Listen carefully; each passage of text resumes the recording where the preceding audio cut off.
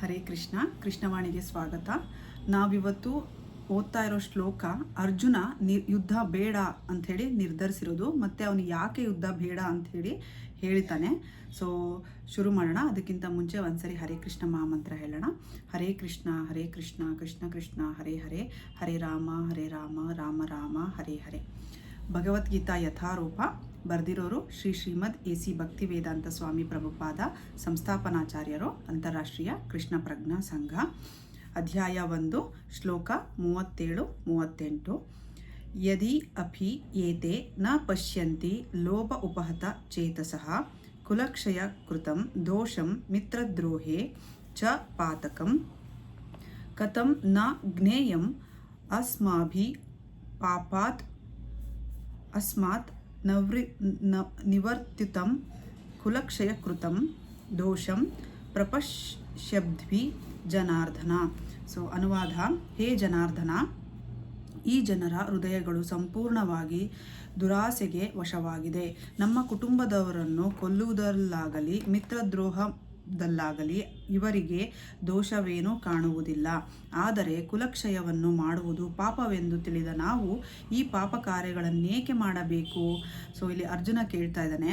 So ನಮ್ಮ ಎದುರು ಪಕ್ಷದಲ್ಲಿರೋ ಕೌರವರಿಗೆ ಜ್ಞಾನ ಅಂತಕ್ಕೂ ಇಲ್ಲ, ಅಥವಾ ಅವರಿಗೆ ದುರಾಸೆ ಅನ್ನೋದು ಪೂರ್ತಿ ಹೃದಯದಲ್ಲಿ ತುಂಬಿಕೊಂಡಿರೋದ್ರಿಂದ ಅವರು ಕೊಲ್ತಾ ಇರೋದು ತಮ್ಮ ಕುಟುಂಬನೇ ಅನ್ನೋದು ಅವರಿಗೆ ಗೊತ್ತಾಗ್ತಿಲ್ಲ. ಮತ್ತು ಆ ಕೊಂದು ಮಾಡುವಂತಹ ಪಾಪ ಏನಿದೆ ಅದರದ್ದು ಪರಿಣಾಮ ಕೂಡ ಅವರಿಗೆ ಗೊತ್ತಿಲ್ಲ. ಹಾಗಾಗಿ ಅವರು ದ್ವೇಷ ಮಾಡಲಿಕ್ಕೂ ರೆಡಿ ಇದ್ದಾರೆ, ಯುದ್ಧ ಮಾಡಲಿಕ್ಕೂ ರೆಡಿ ಇದ್ದಾರೆ, ಮತ್ತು ಮಿತ್ರದ್ರೋಹ ಮಾಡಲಿಕ್ಕೆ ಕೂಡ ರೆಡಿ ಇದ್ದಾರೆ. ಆದರೆ ನಾವು ಹಾಗಲ್ಲ. ನಾವು ಜ್ಞಾನಿಗಳು, ನಮಗೆ ಎಲ್ಲ ಗೊತ್ತಿದೆ. ನಾಳೆ ಈ ಯುದ್ಧದ ಪರಿಣಾಮ ಏನಪ್ಪ ಅಂದರೆ ಪಾಪ ಮಾಡಿದ ಹಾಗೆ. ಅಂತಹ ಪಾಪ ನಮಗೆ ಗೊತ್ತಿದ್ದು ನಾವು ಇಡೀ ಕುಲವನ್ನೇ ನಾವು ನಾಶ ಮಾಡ್ತೀವಿ ಅಂತ ಗೊತ್ತಿದ ಮೇಲೆ ನಾವು ಯಾಕೆ ಈ ಯುದ್ಧ ಮಾಡಬೇಕು ಅಂಥೇಳಿ ಕೇಳ್ತಾನೆ. ಭಾವಾರ್ಥ: ಎದುರಾಳಿಯು ಯುದ್ಧಕ್ಕಾಗಲಿ ಜೂಜಿಗಾಗಲಿ ಆಹ್ವಾನಿಸಿದಾಗ ಕ್ಷತ್ರಿಯನಾದವನು ತಿರಸ್ಕರಿಸಲಾಗುವುದಿಲ್ಲ. ಇಂತಹ ಕಟ್ಟುಪಾಡಿಗೆ ಬದ್ಧನಾದ ಅರ್ಜುನನು ಯುದ್ಧ ಮಾಡಲು ನಿರಾಕರಿಸುವಂತಿರಲಿಲ್ಲ. ದುರ್ಯೋಧನನ ಪಕ್ಷವು ಅವನಿಗೆ ಸವಾಲು ಎಸೆದಿತ್ತು. ಸೊ ಈ ಯುದ್ಧ ನಡೆಯೋದಕ್ಕೆ ಮೇನ್ ಕಾರಣನೇ ದ್ರೌಪದಿಯ ವಸ್ತ್ರಾಭರಣ. ಸೊ ದುರ್ಯೋಧನ ಪಾಂಡವರನ್ನು ಆಹ್ವಾನಿಸಿ ಅವ್ರಿಗೆ ಪಗಡೆಯನ್ನು ಆಡಿ ಅಂತ ಹೇಳಿದಾಗಲೇ ಅವರು ಬೇಡ ಅಂತ ಹೇಳ್ಬೋದಿತ್ತು ಅಂತ ನಮ್ಗೆ ಎಷ್ಟೊಂದು ಜನಕ್ಕೆ ಕನ್ಫ್ಯೂಷನ್ ಇದೆ. ಬಟ್ ಕ್ಷತ್ರಿಯ ಆದಮೇಲೆ ಅವನನ್ನು ಯುದ್ಧಕ್ಕೆ ಕರೀಲಿ ಅಥವಾ ಜೂಜಿಗೆ ಕರೆದಾಗ ಅವರು ಇಲ್ಲ ಅಂತ ಹೇಳೋ ಹಾಗಿರಲ್ಲ. ಸೊ ಅಂತಹ ಕಟ್ಟುಪಾಡಿಗೆ ಬಿದ್ದು ಅರ್ಜುನ ಮತ್ತು ಉಳಿದ ಸಹೋದರರು ಒಪ್ಕೊಂಡು ಪಗಡೆ ಆಟವನ್ನು ಆಡ್ತಾರೆ. ಈ ಸನ್ನಿವೇಶದಲ್ಲಿ ಎದುರು ಪಕ್ಷವು ಇಂತಹ ಸವಾಲಿನ ಪರಿಣಾಮಕ್ಕೆ ಕುರುಡರಾಗಿರಬಹುದು ಎನ್ನುವುದನ್ನು ಅರ್ಜುನನು ಪರಿಗಣಿಸಿದ. ಸೊ ಇವನೇನು ಅನ್ಕೊತಾ ಇದ್ದಾನೆ ಅಂದರೆ, ದುರ್ಯೋಧನ ಇಂತಹ ಒಂದು ಅಧಿಕಾರ ಮತ್ತು ಲಾಭ ಬರಬೇಕು ಅನ್ನೋ ಒಂದು ಆಸೆಯಿಂದ ಇಡೀ ಕುಟುಂಬವನ್ನು ನಾಶ ಮಾಡಲಿಕ್ಕೆ ರೆಡಿ ಇದ್ದಾನೆ. ಆದರೆ ಇಂತಹ ಕುರುಡುತನ, ಅಂದರೆ ಇಲ್ಲಿ ಕುರುಡು ಅಂದರೆ ಪೂರ್ತಿ ಕುರುಡಾಗಿರೋದಲ್ಲ, ಅಂದರೆ ಅಜ್ಞಾನಿ ಅಂತ ಹೇಳ್ಬೋದು. ಅಜ್ಞಾನಿ, ಅವನಿಗೆ ಅಜ್ಞಾನ ಇರೋದ್ರಿಂದ ಅವನು ನಾಳೆ ಈ ಕುಟುಂಬ ನಾಶದಿಂದ ನಮಗೇನಾಗುತ್ತೆ ಅನ್ನೋದನ್ನು ಅವನು ಯೋಚನೆ ಮಾಡ್ದೇನೆ ಅವನು ಯುದ್ಧ ಮಾಡಲಿಕ್ಕೆ ಬಂದಿದ್ದಾನೆ.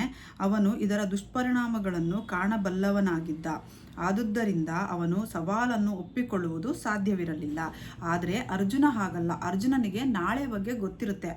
ಆ ಸವಾಲನ್ನ ಅವನು ತಗೊಂಡು ಅದನ್ನು ನಾವು ಮುಂದುವರಿಸಿ ಯುದ್ಧ ಮಾಡಿದರೆ ಇಡೀ ಕುಲವೇ ನಾಶವಾಗಿ ಹೋಗುತ್ತೆ. ಇಡೀ ಕುಲ ನಾಶ ಆಯಿತು ಅಂತಂದರೆ ಇನ್ನೇನೂ ಇರೋದಿಲ್ಲ.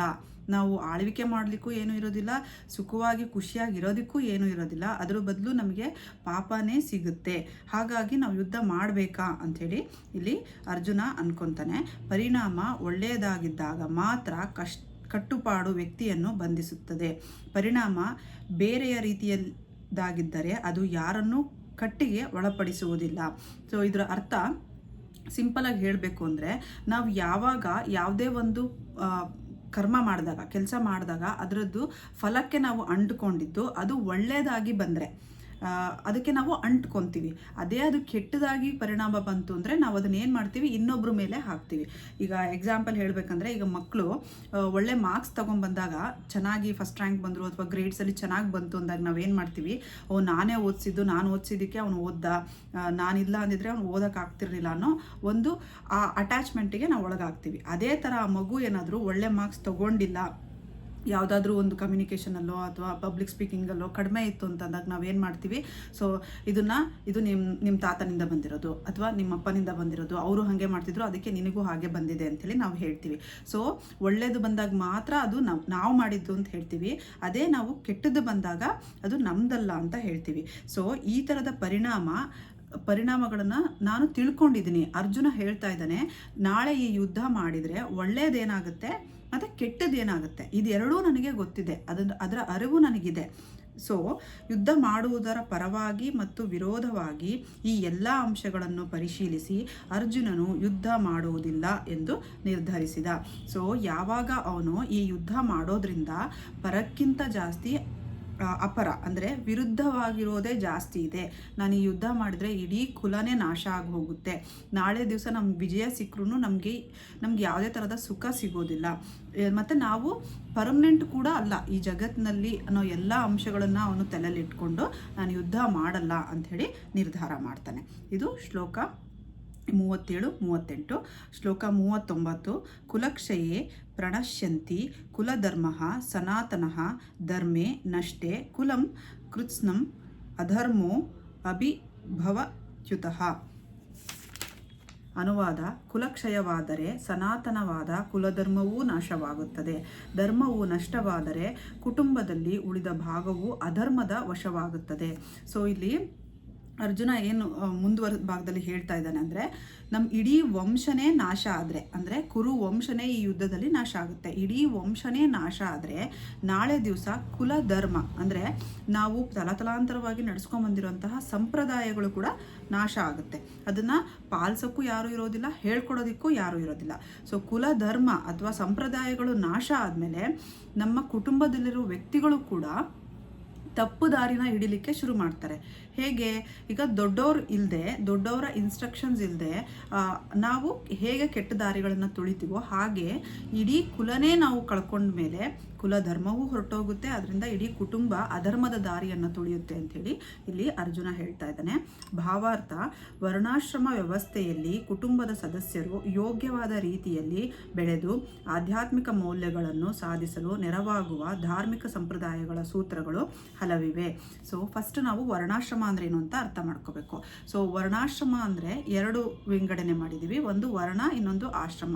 ವರ್ಣ ಅಂತಂದರೆ ಒಬ್ಬ ವ್ಯಕ್ತಿಯನ್ನು ಅವನ ಜನ್ಮದಿಂದ ಅವನ ಗುಣಗಳನ್ನು ಹೇಳಲ್ಲ, ಬಟ್ ಅವನ ಸ್ವಭಾವದಿಂದ ಅವನನ್ನು ಹೆಸರಿಸ್ತಾರೆ. ಅಂದರೆ ಸೊ ವರ್ಣ ಸ್ವಭಾವ ಮತ್ತು ಅವನು ಮಾಡುವಂತಹ ಕೆಲಸ ಇದೆರಡರ ಮೇಲೆ ಅವನು ಏನು ಅಂತ ಅವನನ್ನು ಗುರುತಿಸ್ತಾರೆ.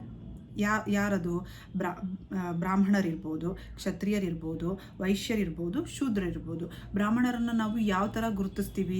ಅವರು ಜ್ಞಾನಿಗಳಾಗಿರ್ತಾರೆ, ಆಧ್ಯಾತ್ಮಿಕದ ಬಗ್ಗೆ ತಿಳ್ಕೊಂಡಿರ್ತಾರೆ ಮತ್ತು ಧರ್ಮ ಬೋಧನೆಯನ್ನು ಮಾಡ್ತಾ ಇರ್ತಾರೆ. ಸೊ ಅವ್ರನ್ನ ಬ್ರಾಹ್ಮಣರು ಅಂತ ಕರಿತೀವಿ.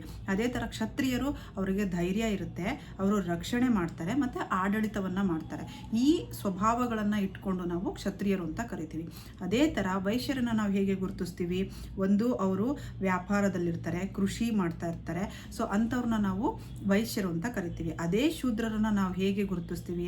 ಅವರು ಸೇವೆ ಮಾಡ್ತಿರ್ತಾರೆ, ಸಹಾಯ ಮಾಡ್ತಿರ್ತಾರೆ ಮತ್ತು ಕೈಗಾರಿಕೆಯನ್ನು ಮಾಡ್ತಾ ಇರ್ತಾರೆ. ಈ 4 ಥರವಾಗಿ ನಾವು ಒಬ್ಬ ಮನುಷ್ಯನನ್ನು ಗುರುತಿಸ್ಲಿಕ್ಕೆ ಪ್ರಯತ್ನ ಪಡ್ತೀವಿ. ಹಾಗೆ ಆಶ್ರಮ ಅಂತಂದರೆ ನಮ್ಮ ಜೀವನದ ಹಂತಗಳು, ಅಂದರೆ ವಿದ್ಯಾರ್ಥಿಯ ಹಂತ ಅಂತ ಏನು ಹೇಳ್ತೀವಿ ನಾವು, ಚಿಕ್ಕವರಿದ್ದಾಗಿಂದ ವಿದ್ಯಾರ್ಥಿ ಆಗೋವರೆಗೂ ನಾವು ಬ್ರಹ್ಮಚರ್ಯ ಅಂತ ಕರಿತೀವಿ. ಬ್ರಹ್ಮಚರ್ಯದಲ್ಲೇ ಇರ್ತಾರವರು, ಅದು ವಿದ್ಯಾರ್ಥಿ ಜೀವನ. ಅದೇ ಸೆಕೆಂಡ್ ಒನ್ ಬಂದು ಗೃಹಸ್ಥರಾಗಿರ್ತಾರೆ, ಅಂದರೆ ಮದುವೆ ಆಗಿ ಜೀವನ ಮಾಡುವಂಥದ್ದು ಗೃಹಸ್ಥರ ಜೀವನ. ಅದೇ ವಾನಪ್ರಸ್ಥ ಅಂತಂದರೆ ಎಲ್ಲ ಜವಾಬ್ದಾರಿಗಳನ್ನು ನಿಧಾನವಾಗಿ ಹಿಂದಕ್ಕೆ ಸರ್ಕೋತಾ ಹೋಗೋದು, ಅವರ ಜವಾಬ್ದಾರಿಗಳಿಂದ ಅವರು ಹಿಂದಕ್ಕೆ ಸರ್ಕೋತಾ ಹೋಗ್ತಾರೆ. ಅದೇ ಸನ್ಯಾಸಿ ಅಂತಂದರೆ ಸಂಪೂರ್ಣವಾಗಿ ಆತ್ಮಾವಲೋಕನ ಮಾಡೋದು. ಈ 4 ಹಂತಗಳು ಜೀವನದಲ್ಲಿ ಇರುತ್ತೆ. ವರ್ಣ ಬಂದ್ಬಿಟ್ಟು ನಮ್ಮ ಸ್ವಭಾವ ಮತ್ತು ಕೆಲಸದ ಮೇಲೆ ನಾವು ಮನುಷ್ಯನನ್ನು ವಿಂಗಡಣೆ ಮಾಡ್ತೀವಿ ಅಥವಾ ಗುರುತಿಸ್ತೀವಿ. ಇನ್ನೊಂದು ಆಶ್ರಮ, ಅವರವರ ಹಂತದಲ್ಲಿ ನಾವು ಜೀವನದ ಹಂತದಲ್ಲಿ ನಾವು ಅವರನ್ನು ನೋಡ್ತೀವಿ. ಸೊ ವರ್ಣಾಶ್ರಮದಲ್ಲಿ ಕುಟುಂಬದ ಸದಸ್ಯರು ಯೋಗ್ಯವಾದ ರೀತಿಯಲ್ಲಿ ಬೆಳೆದು ಆಧ್ಯಾತ್ಮಿಕ ಮೌಲ್ಯಗಳನ್ನು ಸಾಧಿಸಲು ನೆರವಾಗುವ ಧಾರ್ಮಿಕ ಸಂಪ್ರದಾಯಗಳು, ಸೂತ್ರಗಳು ಹಲವಿವೆ. ಸೊ ಈ ಥರ ಒಂದು ವರ್ಣಾಶ್ರಮದಲ್ಲಿ ಸ್ವಭಾವ, ಗುಣ ಮತ್ತು ಜೀವನದ ಹಂತ, ಇದ್ರ ಪ್ರಕಾರವಾಗಿ ಕುಟುಂಬದ ಸದಸ್ಯರು ಅವ್ರಿಗೆ ತಕ್ಕ ಹಾಗೆ ಅವರ ಗುಣಗಳಿಂದ ಆಧ್ಯಾತ್ಮಿಕ ಮೌಲ್ಯಗಳನ್ನು ಹೆಚ್ಚಿಸ್ಕೋತಾ ಹೋಗಬೇಕು. ಈಗ ನಾನು ಗುಣಗಳಿಂದ ನಾವು ಅವ್ರನ್ನ ಗುರುತಿಸ್ತೀವಿ ಅಂತ ಅಂದ ಮಾತ್ರಕ್ಕೆ ನಾವು ಅವ್ರನ್ನ ಜಾತಿ ವಿಂಗಡಣೆ ಮಾಡ್ತಿದ್ದೀವಿ ಅಂತ ಅಲ್ಲ. ಬ್ರಾಹ್ಮಣರು, ಕ್ಷತ್ರಿಯರು ಅಂತ ನಾವು ಜಾತಿ ವಿಂಗಡಣೆ ಮಾಡ್ತಿದ್ದೀವಿ ಅಂತಲ್ಲ. ಅದ್ರ ಬದಲು ಅದು ಒಂದು ಸಿಸ್ಟಮ್, ಒಂದು ಆಧ್ಯಾತ್ಮಿಕವಾಗಿ ನಾವು ಮುಂದೆ ಹೋಗಲಿಕ್ಕೆ ಅದು ಒಂದು ಸಿಸ್ಟಮ್. ಸೊ ಈ ಥರ ಮಾಡಿದರೆ ಈ ಥರ ಇರ್ತಾರೆ ಅನ್ನೋದು ಒಂದು ಸಿಸ್ಟಮ್ ಇದ್ದ ಹಾಗೆ. ಸೊ ಯಾರು ಇದನ್ನು ಪಾಲಿಸ್ತಾರೋ ಅವರು ಧಾರ್ಮಿಕ ಸಂಪ್ರದಾಯಗಳ ಸೂತ್ರಗಳ ಜೊತೆಗೆ ಹೋಗ್ತಾರೆ. ಹುಟ್ಟಿನಿಂದ ಪ್ರಾರಂಭವಾಗಿ ಸಾವಿನವರೆಗೂ ಕುಟುಂಬದಲ್ಲಿ ಜರುಗುವ ಇಂತಹ ಶುದ್ಧೀಕರಣ ಪ್ರಕ್ರಿಯೆಗಳಿಗೆ ಕುಟುಂಬದ ಹಿರಿಯರದೇ ಹೊಣೆ. ಯಾರು ಈ ವರ್ಣಾಶ್ರಮದಲ್ಲಿ ಇದ್ದು ಯೋಗ್ಯವಾಗಿ ಬೆಳೆದಿರ್ತಾರೋ, ಈಗ ಅವ್ರನ್ನ ನಾವು ಹಿರಿಯರು ಅಂತ ತಗೊಂಡ್ರೆ, ಸೊ ಅವರು ಹುಟ್ಟಿನಿಂದ ನೆಕ್ಸ್ಟ್ ಜನ್ರೇಷನ್, ಅವ್ರ ಹುಟ್ಟಿನಿಂದ ಹಿಡಿದು ಅವರು ಸಾಯೋವರೆಗೂ ಅವರಿಗೆ ಯಾವ್ಯಾವ ಕ್ರಿಯೆಗಳನ್ನು ಮಾಡಬೇಕು, ಪ್ರತಿಕ್ರಿಯೆಗಳನ್ನು ಮಾಡಬೇಕು ಅಂಥೇಳಿ ಹೇಳ್ತಾ ಹೋಗ್ತಾರೆ. ಈಗ ಸಂಕ್ರಾಂತಿ ಹೇಗೆ ಮಾಡಬೇಕು, ದೀಪಾವಳಿ ಹೇಗೆ ಮಾಡಬೇಕು, ಅಥವಾ ಹೋಳಿ ಬಂದರೆ ನಾವು ಹೇಗೆ ಮಾಡಬೇಕು, ಆ ಥರ ಆಚಾರ ವಿಚಾರಗಳನ್ನು ಹಿರಿಯರು ಇದ್ದರೆ ಮಾತ್ರ ಹೇಳ್ಕೊಡೋಕ್ಕೆ ಸಾಧ್ಯ ಅಂತೇಳಿ ಇಲ್ಲಿ ಅರ್ಜುನ ಹೇಳ್ತಾ ಇದ್ದಾನೆ. ಆದರೆ ಹಿರಿಯರು ತೀರಿಕೊಂಡಾಗ ಕುಟುಂಬದ ಇಂತಹ ಶುದ್ಧೀಕರಣ ಸಂಪ್ರದಾಯಗಳು ನಿಂತು ಹೋಗಬಹುದು. ಸಂಸಾರದ ಉಳಿದ ಕಿರಿಯರು ಅಧಾರ್ಮಿಕ ಅಭ್ಯಾಸಗಳನ್ನು ಬೆಳೆಸಿಕೊಂಡು ಆಧ್ಯಾತ್ಮಿಕ ಮುಕ್ತಿಯ ಅವಕಾಶಗಳನ್ನು ಕಳೆದುಕೊಳ್ಳಬಹುದು. ಆದುದರಿಂದ ಯಾವುದೇ ಉದ್ದೇಶದಿಂದಾಗಲಿ ಕುಟುಂಬದ ಹಿರಿಯರು ಕೊಲ್ಲಲಾಗದು.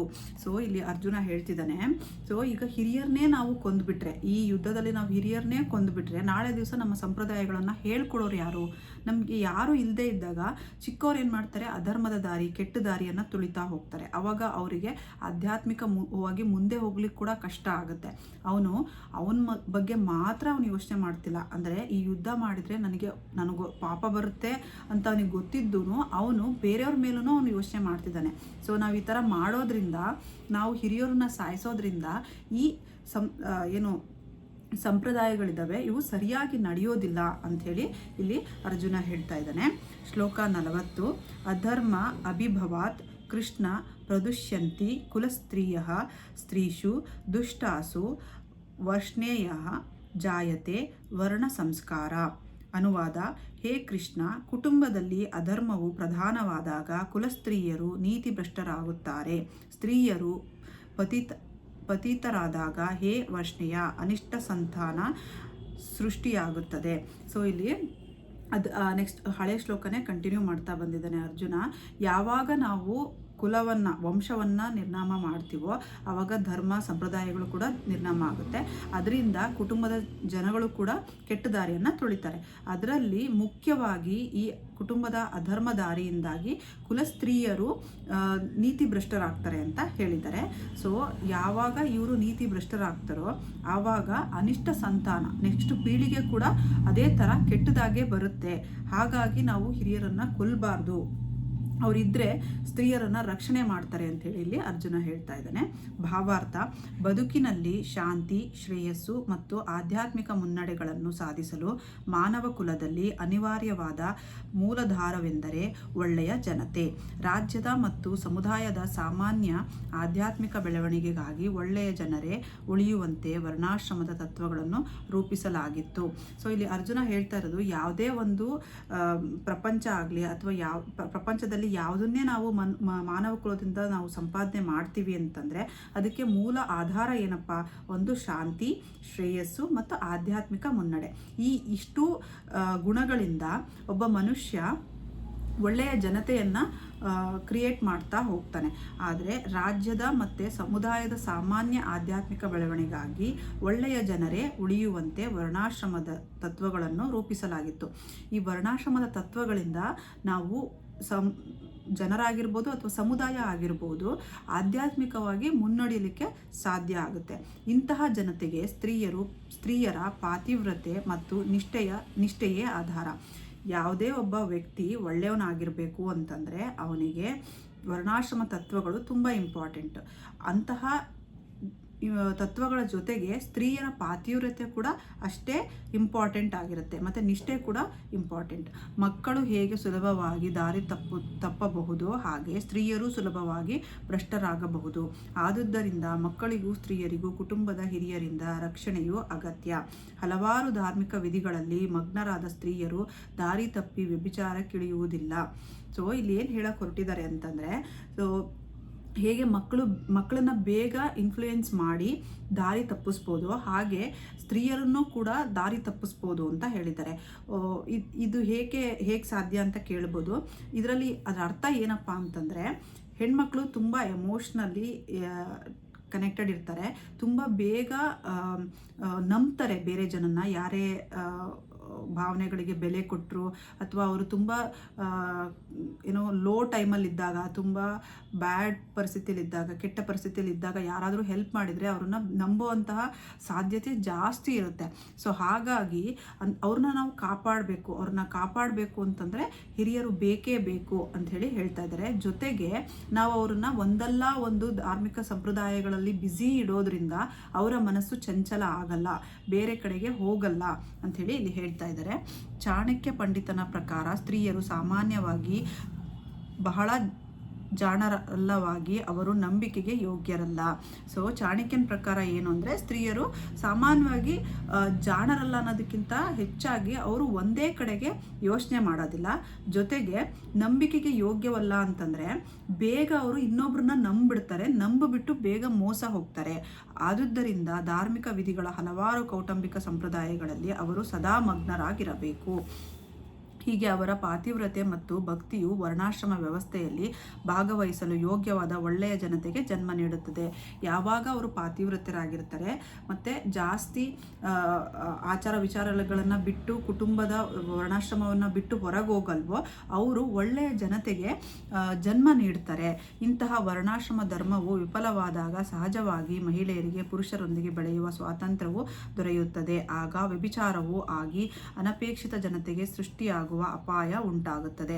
ಸೊ ನಾವು ಎಲ್ಲರನ್ನೂ ಕೊಂದುಬಿಟ್ರೆ, ಹಿರಿಯರನ್ನಾಗಿರಲಿ, ಮನೆಯ ದೊಡ್ಡವ್ರನ್ನಾಗಿರಲಿ, ಅಥವಾ ಇಡೀ ಮನೆಗೆ ಮಗನಾಗಿರೋಂಥವ್ರನ್ನ ನಾವು ಕೊಂದುಬಿಟ್ರೆ ಅವರು ಹೆಣ್ಮಕ್ಳಿಗೆ ಯಾರು ದಿಕ್ಕಿಲ್ದ ಹಾಗೆ ಆಗುತ್ತೆ, ಅವರಿಗೆ ಸ್ವತಂತ್ರ ಸಿಕ್ಕಾಗುತ್ತೆ, ನಮ್ಮನ್ನು ಯಾರೂ ಕೇಳೋರಿಲ್ಲ ಅಂಥೇಳಿ.